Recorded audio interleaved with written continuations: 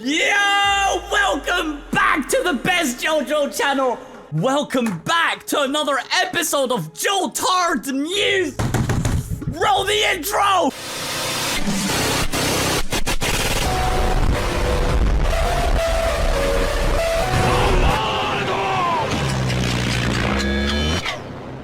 I think it's due time we change the Jotard News intro to reflect part 6. If you guys have submissions, send them on my Discord server, link below. So as you know, Stone Ocean Opening 1 just came out. It's insane. I already posted a video with a few of my thoughts on it. You should check it out. It's on the channel.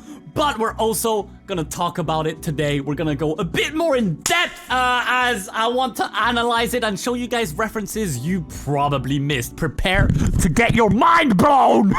But before we do that, let's get to the main order of business here. I have a video here that I have not watched yet. It is the reveal of Pucci. I wanted to do it on camera. I just want to hear his voice. That's all we're gonna do. I'm so excited. Let's get to it! By the way, yes, this is Dio's cape. I don't know why I'm wearing it, but I really like it, okay? It's so nice. Alright, Stone Ocean in bed, Pucci reveal. I could have watched it, but I purposely skipped on this to watch it with you guys. I hope his voice is to my liking. I'm so excited.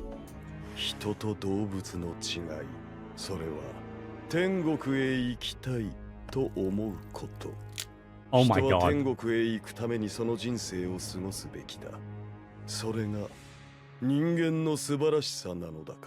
It's perfect. It's so good! It's so good! It's so perfect! It's better than the fan dubs!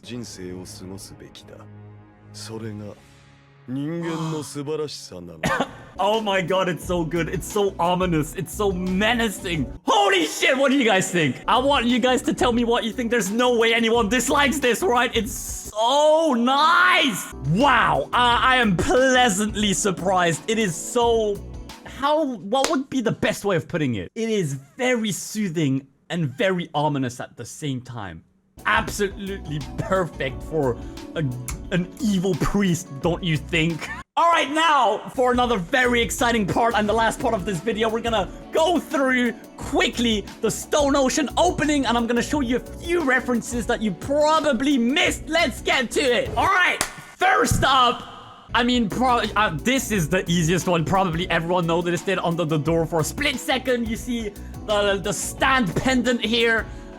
Pretty hard to miss, honestly. So let's get to the more interesting ones. Now, this one I personally love. Here on the 30-second mark, what do we see? Doesn't ring a bell to you? Well, I'm a manga reader, so it rings a bell to me. Oh! Would you look at that?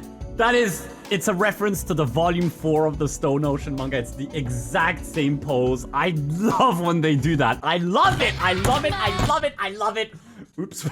All right. Personally, my favorite reference part of the opening, the piano. On the piano, you see multiple items falling one by one, and it's a big reference to a lot of objects all around the JoJo parts. Don't believe me? Check this out. I forgot to mention something really important. I do not show references that really spoil anything from the manga, even if it's a little bit. It's completely spoiler-free. So, first up here, we have a pen. You'll see it's a little thing in this part, in part 6. Next up, we have the good old shovel from part 5. I'm sure you remember the shovel. Leaky eye. You remember? All right, next up you have, well, how could you forget the sign? How could you forget it? Of course, Dio reference. Next up, all right, you have the pencil here. You know, the pencil that was used to draw in multiple memes to draw anything but the fly. Next up, you have the doll that Irina got bullied with. Remember from part 1?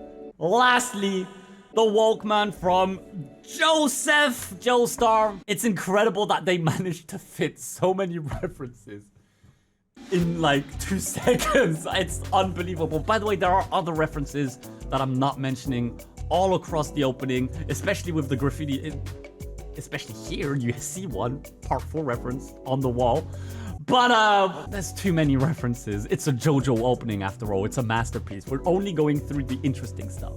So obviously I already talked about this in my previous video, but in case you didn't watch it, this is my favorite reference of the whole video. Stand Proud reference, obviously.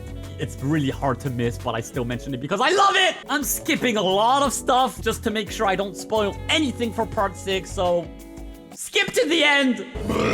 Right here, you have a little reference to chapter 72. You will see an image right here on the screen. It's so cool that they take these poses from the manga. They incorporate it not only in the anime, but in the opening. I love it. Again, it's so cool to see this. That's about it for references. Obviously, at the 115 mark, again, another reference from the part 3 openings.